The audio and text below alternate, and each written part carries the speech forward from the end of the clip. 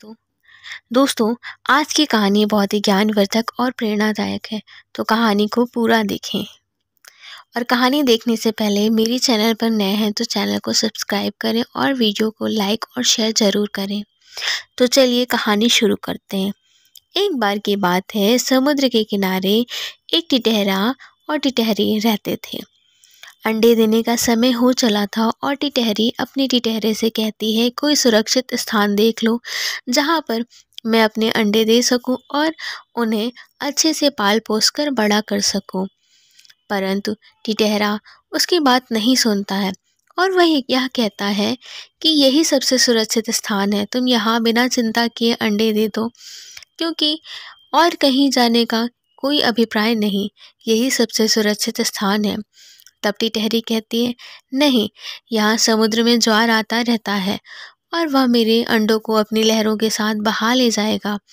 तब टिटहरा कहता है, समुद्र का इतना दुस्साहस नहीं कि वह मेरे बच्चों को हानि पहुंचाए, तो निशंका यहाँ पर अपने अंडे दे। फिर समुद्र ने टिटहरे की बात सुन ली।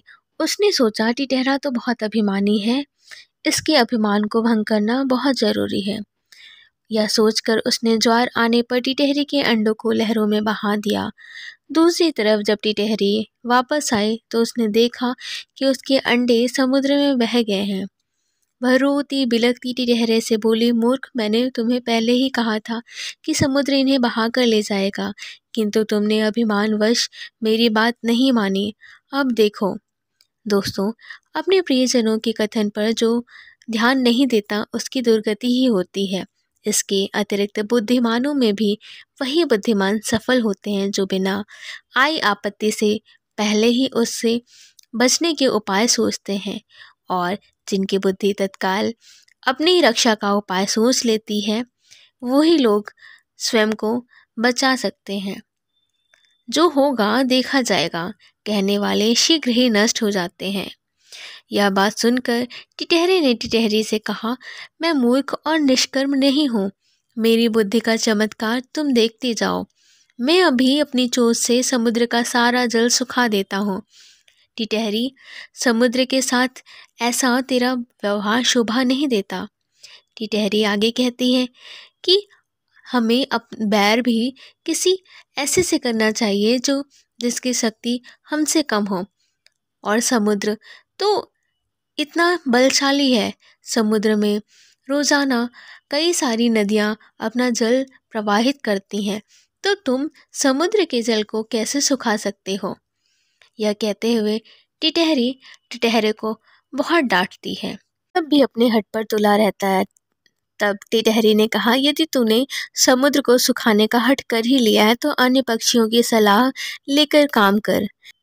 टिटहरे की यह बात सुनकर टिटहरा वहाँ से निकल गया और सभी पक्षियों से सहायता मांगने लगा, और उसने बताया कि मेरे अंडे को समुद्र बहा लेकर गया है। तब सभी पक्षियों ने कहा, ठीक है, चलो हम सब मिलकर गरुड़ के पास चलते हैं, वह हमारी ज़रूर मदद करेंगे। गरुड़ महाराज, आपके रहते हमारे पक्षी कुल पर समुद्र ने यह अत्याचार कर दिया। सभी पक्षियों ने गरुड़ से कहा, हम इसका बदला लेना चाहते हैं। आज इसने टिटहरी के अंडे नष्ट किए, कल दूसरे पक्षियों के अंडे भी नष्ट कर सकता है। इसके अत्याचार को रोकना ही होगा, अन्यथा हमारा पक्षी कुल नष्ट हो जाएगा। गरुड़ ने सभी पक्षियों का रोना धोना सुना और उसने निश्चय किया कि वह इससे जुड़ी सारी जानकारियाँ इकट्ठी करके भगवान विष्णु के पास उनसे विनती करने जाएगा। गरुड़ भगवान विष्णु के पास पहुंचा और उनसे कहने लगा, हे भगवान, समुद्र आपका आश्रय पाकर बहुत अभिमानी हो गया है और वह मेरे साथी पक्षियों के अंडों का अपहरण कर रहा है, उन्हें अपनी लहरों में बहा कर ले जा रहा है। इस तरह यह मेरा भी अपमान हुआ, अतः मैं समुद्र से इस अपमान का बदला लेना चाहता हूँ। भगवान बोले, गरुड़, तुम्हारा क्रोध उपयुक्त है, समुद्र को ऐसा काम नहीं करना चाहिए था। चलो, मैं अभी समुद्र से उन अंडों को वापस लेकर टिटहरी को दिलवा देता हूँ।